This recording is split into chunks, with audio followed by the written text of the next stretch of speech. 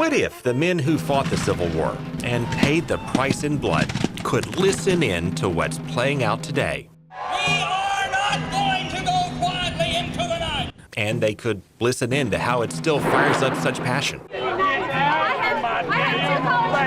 and conflict. You wanted me to yell at you, now I'm yelling. And how it still tears us apart. You didn't vote. I didn't vote. He didn't vote. They might be terribly confused. I accept this monument in the spirit of brotherhood and peace. 75 years after Gettysburg, Union and Confederate veterans stood together. And look at this. They joined hands as Americans. That's how Ginger Rudiger remembers it, and it's why she still pays her respects to the Confederate dead, and why she honors her great-great-grandfather who fought for the South.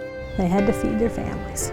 And it's why she leads Florida's United Daughters of the Confederacy, which put up this Confederate monument in Tampa more than 100 years ago. Do you see the other side's point of view in this? I do. But that's where this story takes a turn you may not expect. And the Vice President of the Confederacy, Stevens, in his cornerstone speech, said that the central reason for secession was preservation of slavery. Isn't that sad?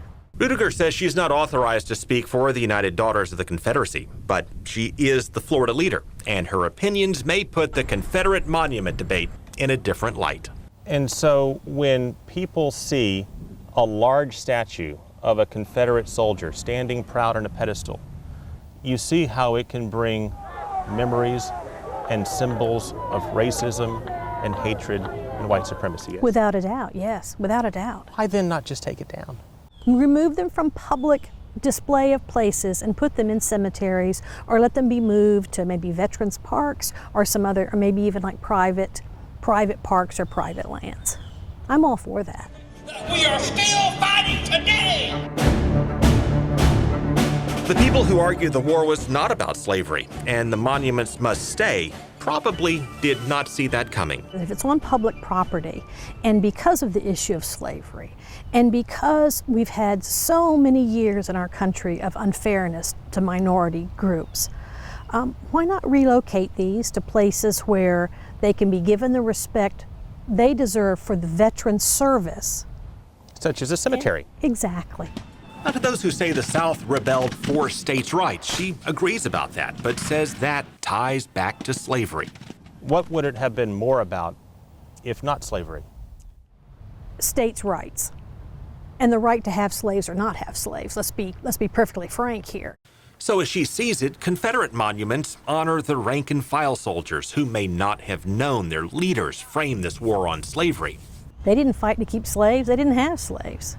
And we're told no telling what about the cause. A lot of people sympathetic to the Southern cause may be thinking lightning will strike you down. They might. So maybe all you saw was a newspaper, and maybe all you saw was a flyer. You know, come and support the South, and, you know, the feds want to come in and raise the price on... See, there they are. On that note, she said it's about time to move inside. But she left us with thoughts on the rebel battle flag that may also surprise people who display it. The only place that ever deserves to be flown is at the headstone of a Confederate veteran. It doesn't belong in the back of your pickup truck. What about rebel flip-flops? Nothing with the Confederate flag Tube tops. is off. No, it's irreverent. It's Thong? not. No, no. There's nothing that should be, that flag should not be on anything but a flag at a Confederate veteran's grave. That's it.